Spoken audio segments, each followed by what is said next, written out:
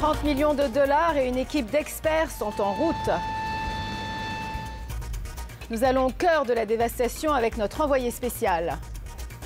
It was a terrifying experience. 80 tornades font 5 morts dans le Midwest américain. I would go outside and I heard this, it's like a train, like a loud train. Et même le Père Noël ne veut pas du maire de Toronto à son défilé. On peut concentrer aux parades au lieu de la publicité pour lui. Guess who's in the house? Rob Ford se rabat sur le football et les plateaux de télévision.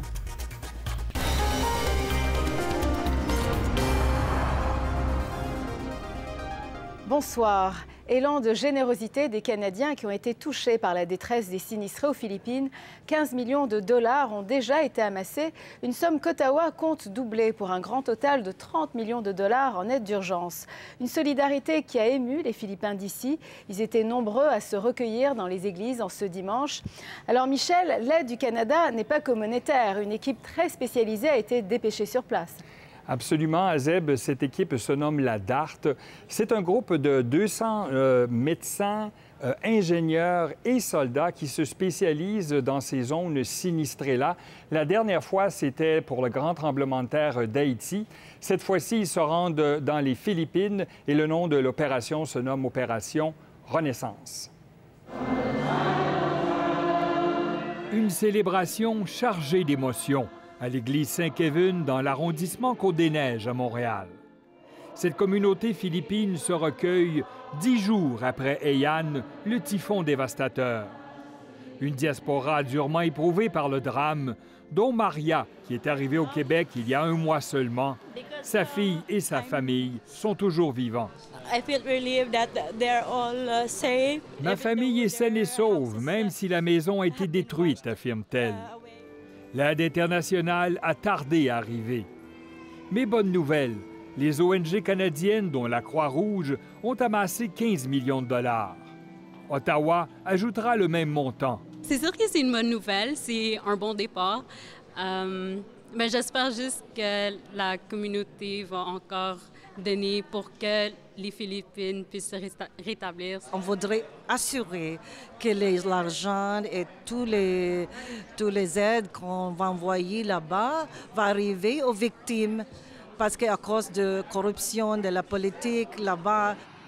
Au-delà de l'argent, sur le terrain, l'armée canadienne a dépêché la DART, son unité humanitaire, reconnue mondialement pour son travail dans les catastrophes naturelles.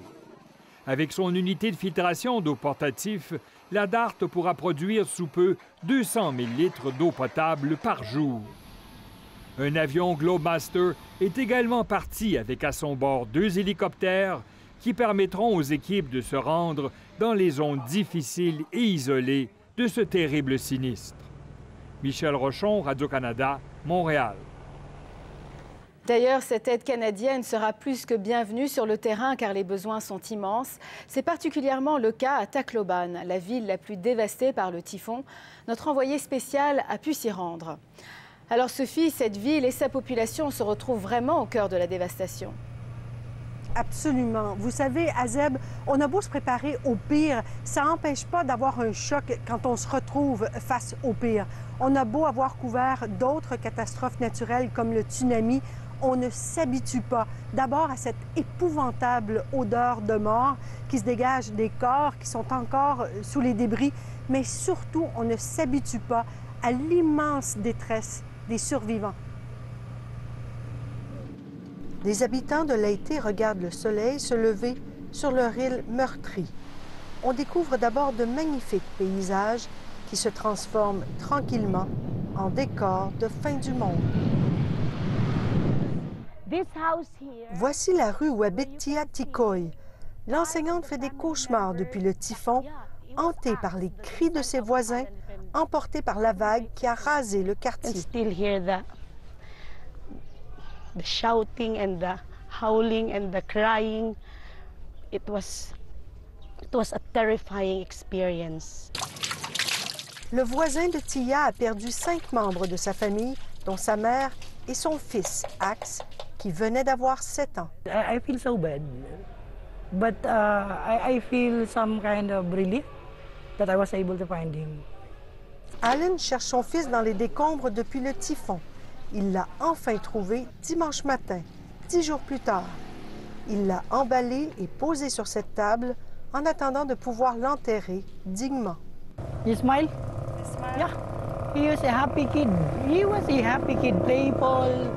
Je n'oublierai jamais son sourire, dit-il. C'était un enfant heureux. Alan essaie de retenir ses larmes. Il dit qu'il doit être fort pour les 3 frères et sœurs Dax qui ont survécu. On a roulé une centaine de kilomètres sur la côte est de l'île de Leyte et les paysages de dévastation sont partout. Personne n'a été épargné. On a perdu un papa, une maman, un enfant, une maison, un emploi. Mais c'est vraiment le cœur de la ville de Tacloban qui a été le plus durement touché. Sur la rue ici, presque tous les habitants sont morts.